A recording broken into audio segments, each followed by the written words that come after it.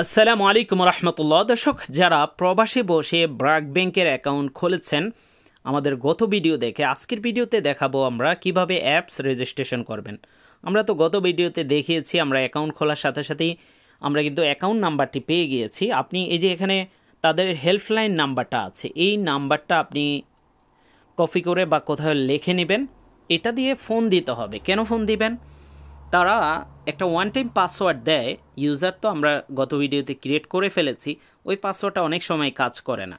তো আপনি পাসওয়ার্ডটা ফরগেট করার জন্য এই নাম্বারে ফোন দিবেন। ফোন দেওয়ার পর আপনি বিদেশি নাম্বার দিয়েও ফোন দিতে পারেন বা যে কোনো নাম্বার দিয়ে ফোন দিবেন। ফোন দেওয়ার পর লাউড বাড়িয়ে দিয়ে এরপরে তারা বাংলার জন্য এক ক্লিক করতে বলবে, এক ক্লিক করবেন। এরপরে অ্যাকাউন্ট সার্ভিসের জন্য এক ক্লিক করতে বলবে, আপনি আবারও এক ক্লিক করে দিবেন। এবার আপনাকে কাস্টমার কেয়ারে কথা বলার জন্য 0 ক্লিক করবেন। যখন কাস্টমার কেয়ার থেকে কাস্টমার অফিসার কল রিসিভ করবে, তখন আপনি বলবেন যে আমি প্রবাস থেকে অ্যাকাউন্ট খুলেছি, আমার পাসওয়ার্ডটা ফরগেট করা দরকার। তারা যদি তখন আপনার ইনফরমেশন নিয়ে তারা পাসওয়ার্ড ফরগেট করে নেবে। কারণ ডিভাইস রেজিস্ট্রেশন না থাকলে কিন্তু আপনি পাসওয়ার্ড ফরগেট করতে পারবেন না। এখনও পর্যন্ত যখন আপনি লগ ইন করতে পারেন নাই, সেক্ষেত্রে এইভাবে আপনাকে পাসওয়ার্ড ফরগেট করার পর আপনার ইমেলে তারা পাসওয়ার্ডটা কিন্তু ওয়ান টাইম একটা পাসওয়ার্ড পাঠিয়ে দিবে। সেটাও আপনাদেরকে দেখাচ্ছি। তো আপনারা এটা বুঝিয়ে বলবেন আপনার অ্যাকাউন্ট নাম্বার বা আপনার নাম, এগুলো তারা ভেরিফিকেশনের জন্য আপনার জন্মসাল, বাবার নাম, ঠিকানা, এই সমস্ত তথ্য জিজ্ঞাসা করবে। এরপরে ভেরিফিকেশন করে কিন্তু আপনাকে একটা নতুন পাসওয়ার্ড কিন্তু তারা পাঠিয়ে দিবে। তবে সিস্টেম থেকে যেটা বললাম অটোমেটিকভাবে যে পাসওয়ার্ডটা আসে সেটা দিয়ে যদি কাজ হয়, সেক্ষেত্রে ফোন দেওয়ার দরকার নাই। আর যদি অটোমেটিক অ্যাকাউন্ট খোলার পর যে পাসওয়ার্ডটা দেয় সেটা দিয়ে কাজ না হলে আপনি এভাবে ফোন দিয়ে নেবেন। যাই হোক, আমরা ফোন দিয়ে ফরগেট করে নিলাম। এবার আমরা অ্যাপসটা ডাউনলোড করে নিব। আপনি আইফোন ব্যবহার করে থাকলে অ্যাপেল স্টোর থেকে আস্থা অ্যাপটি ডাউনলোড করে নেবেন, অথবা আপনি অ্যান্ড্রয়েড ব্যবহার করে থাকলে গুগল প্লে স্টোর থেকে আস্থা বা ব্র্যাক ব্যাংক লেখলেই কিন্তু অ্যাপসটি চলে আসবে, সেটা আপনি ডাউনলোড করে নেবেন।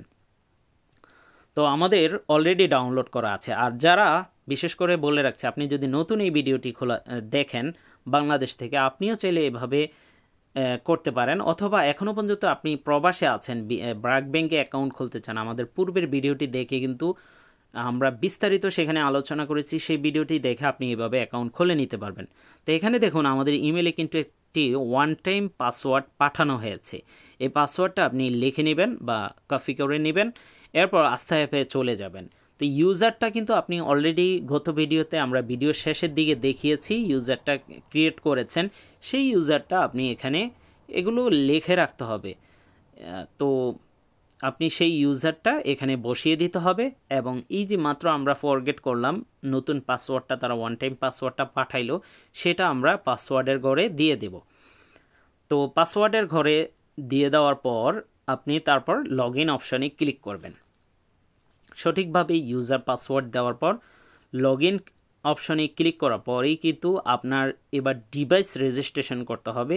এরপরে কিন্তু পাসওয়ার্ড লগ ইন করার জন্য ব্রাঞ্চে ফোন দিতে হবে না। আপনি এখান থেকে হোম পেজ থেকে ফরগেট অপশনে ক্লিক করে অ্যাকাউন্ট নাম্বার, জন্মসাল, মোবাইল নাম্বার দিয়ে আপনি ফরগেট করতে পারবেন। পরবর্তীতে প্রথমবার এইভাবে করে নেবেন। এবার এখানে ডিভাইসের নাম, আপনার ডিভাইসের নাম দেখাবে, নিচে টার্মস অ্যান্ড কন্ডিশনের সাথে ক্লিক করে পর সাবমিটে ক্লিক করবেন। এবার আপনার অ্যাকাউন্টের সাথে যে নাম্বারটি আছে সেই নাম্বারে একটি ওটিপি যাবে। এই ওটিপি এখানে বসিয়ে দিতে হবে। এরপরে ভেরিফাই এই অপশনে ক্লিক করতে হবে। তো আমাদের ওটিপি একটু সময় লাগে, 1 মিনিট লাগতে পারে। তো ওটিপি অলরেডি চলে আসছে, আমরা সেটা বসিয়ে দিচ্ছি। বসিয়ে দেওয়ার পর ভেরিফাই অপশনে ক্লিক করব। ভেরিফাই অপশানে ক্লিক করার পর এবার কিন্তু আপনাকে নতুন করে পাসওয়ার্ড দিতে হবে। সবসময় যেটা এখন তো দিয়েছে, যেটা একটা ওয়ান টাইম পাসওয়ার্ড, ওইটা দিয়ে তো আবার এখানে দিবেন না। এবার আপনার মন মতো করে আপনি পাসওয়ার্ড দিয়ে দিবেন।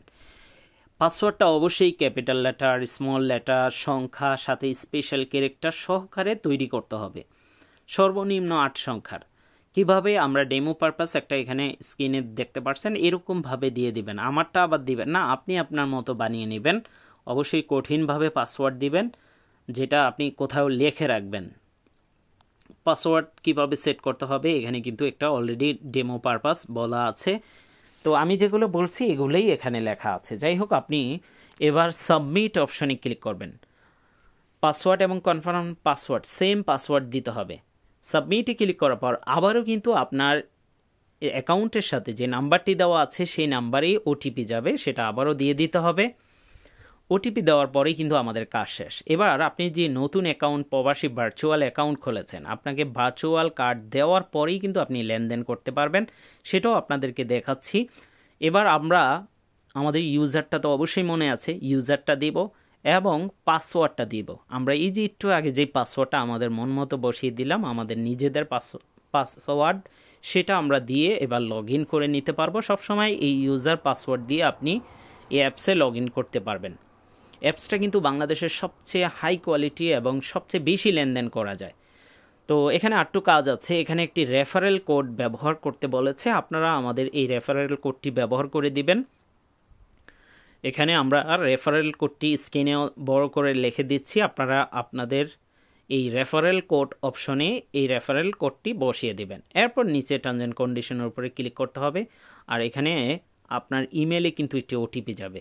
আর বিশেষ করে একটু আগেই বলেছিলাম যে আপনি যখন নতুন অ্যাকাউন্ট খুলবেন, অ্যাকাউন্ট খোলার 2 থেকে 3 কর্মদিবস পরে অ্যাপস আপনি সাথে সাথেই রেজিস্ট্রেশন করতে পারবেন, বাট আপনাকে ভার্চুয়াল কার্ড আসতে আসতে 2 থেকে 3 কর্মদিবস, মানে কর্মদিবস বলতে বাংলাদেশে যেদিন অ্যাকাউন্ট মানে ব্যাংক খোলা থাকে এরকম 3 দিন সর্বোচ্চ অপেক্ষা করবেন, 3 দিন থেকে 4 দিন, এর ভিতরে আপনার ভার্চুয়াল কার্ড চলে আসবে। তারপরে ভার্চুয়াল কার্ড অ্যাক্টিভ করলে আপনি লেনদেন করতে পারবেন। তবে অ্যাকাউন্ট খোলার পরপরই আপনি টাকা ঢুকাইতে পারবেন, বের করতে পারবেন না। এখানে অ্যাপসের থেকে দেখতে পারবেন। তো আপনারা এভাবে রেজিস্ট্রেশন করে নেবেন। আমরা রেফারেল কোডটি দিয়ে দিলাম, নিচে টার্মস অ্যান্ড কন্ডিশনের উপরে ক্লিক করার পর কনফার্ম অপশানে ক্লিক করার পরেই কিন্তু সাথে সাথেই আমরা হোম পেজে অ্যাপসে চলে আসলাম অলরেডি। এখানে হোম পেজেই দেখেন এখন শুধুমাত্র আপনি টাকা এই অ্যাকাউন্টে ঢুকাইতে পারবেন এবং ভিউ মোডে আছে, জাস্ট দেখতে পারবেন অ্যাপস।